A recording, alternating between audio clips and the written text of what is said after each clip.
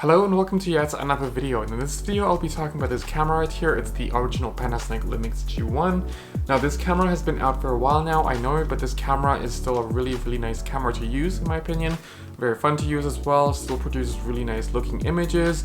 Furthermore, you can really find them for a really low value. I got mine for like 50 euros with the original box, plus shipping and everything. So yeah, without further ado, let's get into the video.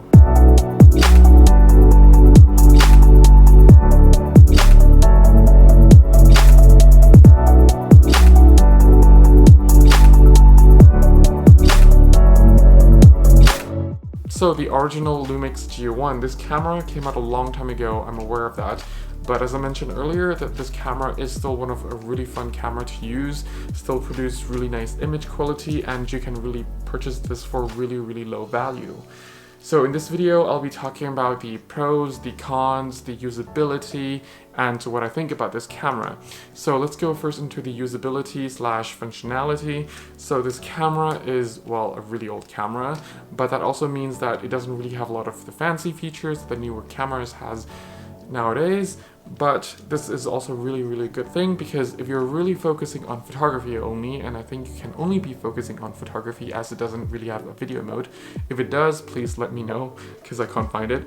But it's a really simple camera. It really allows you to really focus on photography and capturing the moment, capturing the shots and everything. Just a few days ago, I had my first wedding assignment, and there I was using 3 different professional cameras, and it was my first wedding since the lockdown, since the pandemic and everything, so it got me a really long time to get used to, and I was thinking more of the technicality of the cameras rather than the actual composition of it. So the technicality kind of distracted me from actually fully concentrate on the actual composition itself. Whereas this camera, because being like a really basic camera with all the functionalities you need for your manual controls and everything, or automatic controls if you wish to use those automatic controls, it really helps you to really focus more on the moment, on the storytelling side, on the actual concept or what you really want to frame, things like that, if that makes sense. So yeah, that's a really good thing that I really found from using this camera and how it functions. Talking about the usability, I'd like to actually shortly touch upon the autofocusing system, because it's really not much to really talk about the autofocusing system. Being, you know, a really early generation camera into the mirrorless world, the autofocusing system is not really fancy, and it's not really meant for fast moving tracking, so I'm not really going to touch upon that either. But for the autofocusing system on its own, I find it a really simple autofocusing system to use. So yes, I know that I won't be shooting a lot of fast moving subject with this autofocusing system, but this autofocusing system, in my opinion, is also more reliable at shooting at night with like not moving subject than the GH4, GH5, G7 and the G9 that I've experienced, though they currently, well, recently just received a new firmware update claiming to have better autofocusing system, so maybe it's better by now. Of course, those cameras will do better in tracking, and in most cases will track things faster and more accurately, but they put speed as a priority over accuracy. And for that, what I mean is, a lot of times when I use those cameras, they will focus on their noise in low light, like their ISO noise, rather than what is actually supposed to be in focus. Whereas this camera, it takes its time. Yes, it's going to take longer time than those cameras that I just mentioned, but it will actually lock on to the actual subject that you want it to lock on. And that's a big thing, because sometimes I'm just focusing landscape or focusing on just still life subjects, things like that.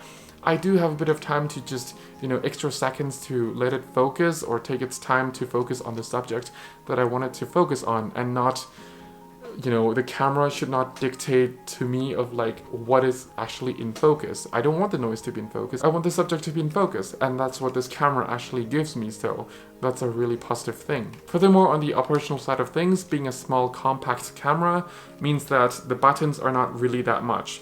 Yes, a lot of buttons here are necessary buttons that gets you through all the main, or a lot of the main features that the camera offers, but sometimes you just need to set certain things via menu. And being a simple and stripped down camera means that when you do access the menu, it doesn't take you long enough to dive through the menu and actually get to places. That also makes this camera a really easy and fast and also efficient camera to operate from, which is really nice. And if you're a beginner or just want to experiment with cheap cameras, well, interchangeable cameras, this is also another nice camera to use. This is also a really compact and light camera to use. Despite the size, don't let it fool you, it's a really light camera to use as well. I have it paired with a 14mm f2.5 here. I think it's just a nice lens to pair it with. It's a prime lens, it's really sharp, it lets in a lot of light because the sensor is old, so it's not really good in low light. So having a lens that gives it a really nice amount of light hitting the sensor, it just helps it to get nicer and cleaner images when shooting in low light as well. So yeah, it's also a nice pancake lens. It's just nice to have it all around, also as a body cap kind of thing. Furthermore, this camera also has the articulating screen, which is really nice. It is thick, but you know, for that time period, it's small and compact, I guess. And of course, it's not going to have the highest resolution in the world. It's not a touchscreen, and that's why accessing the menu is also very important, is that, you know, you are not going to be accessing menus from the screen really quickly anyway, so why not just have a basic menu that you can really quickly access all the features that you want. Now onto the image quality side of things. As I mentioned earlier, this camera doesn't really have, you know, such a high megapixel count, but megapixel isn't really everything in a sensor. It is a micro four thirds sensor size.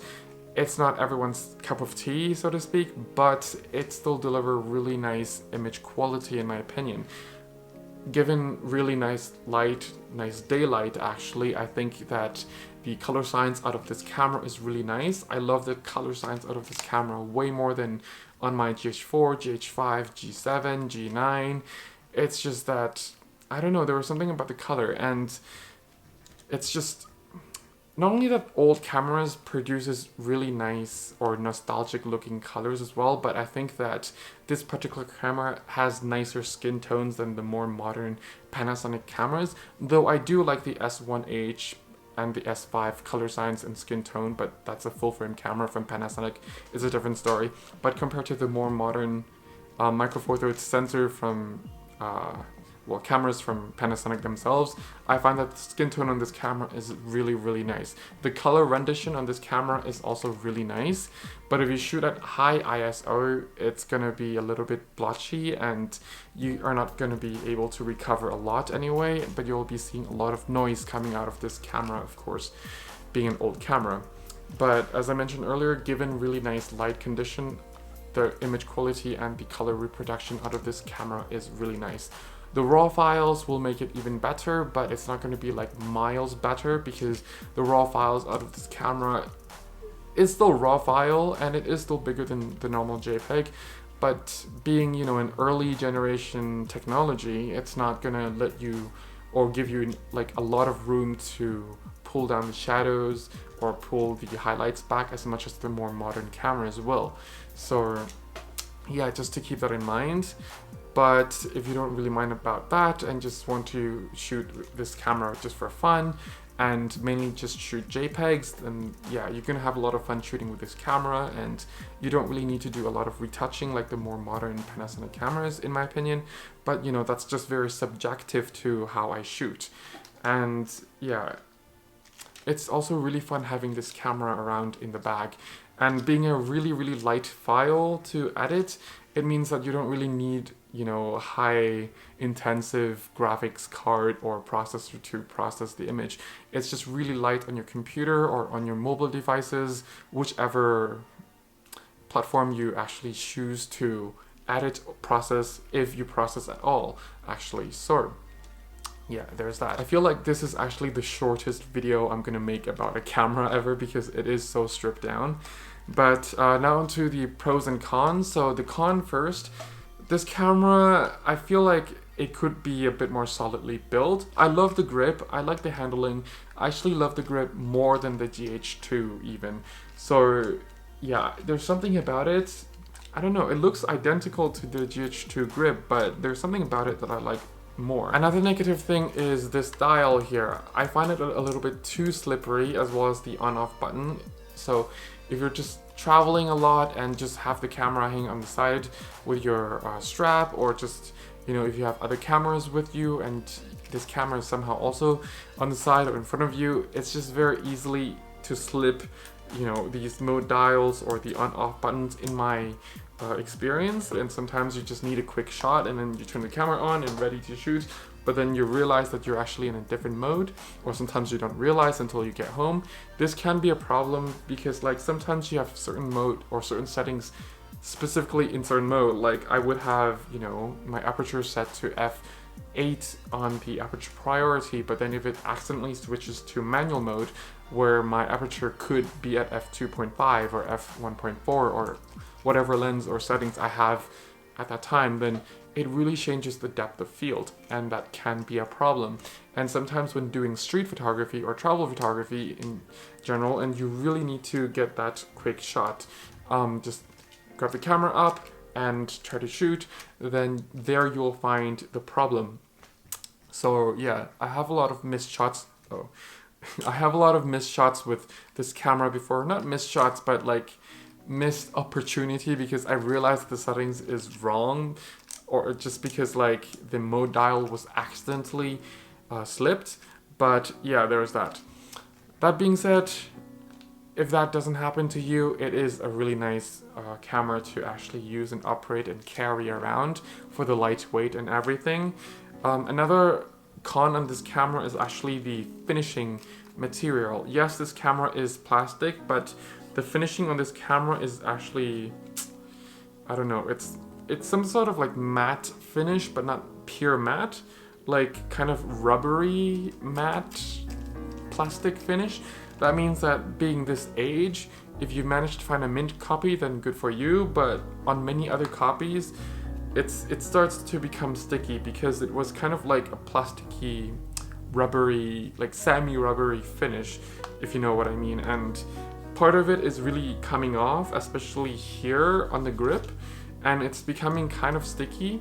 So the best is just to rub it all off if you have time, or just deal with it pretty much. So yeah, so another con is actually the viewfinder itself. It's nice and big, and the refresh rate is actually nice for an earlier generation viewfinder, but the con side of things is that the contrast is not really there, the saturation is not really there, well, the color accuracy in general is not really there.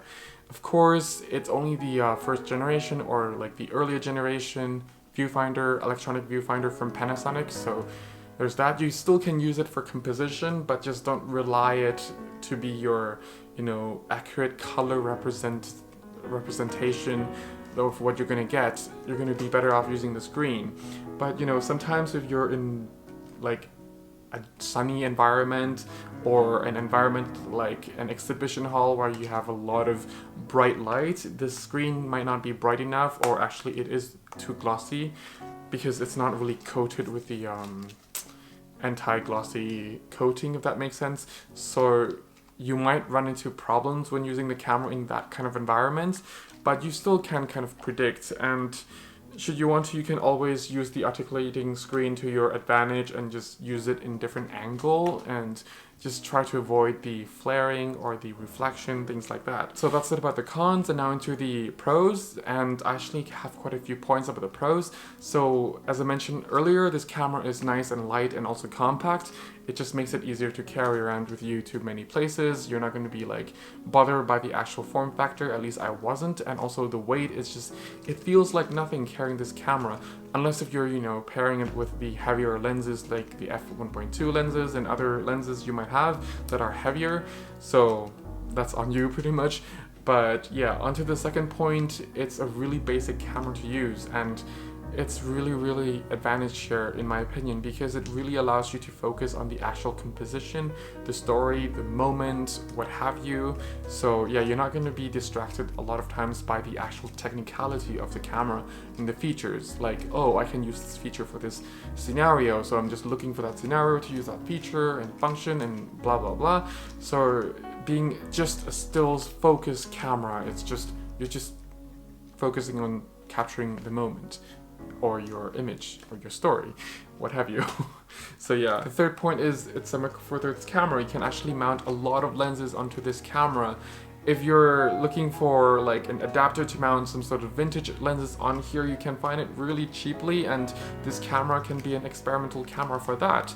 Fourth point, it is really cheap. As I said, I got mine with the shop warranty for 50 euros.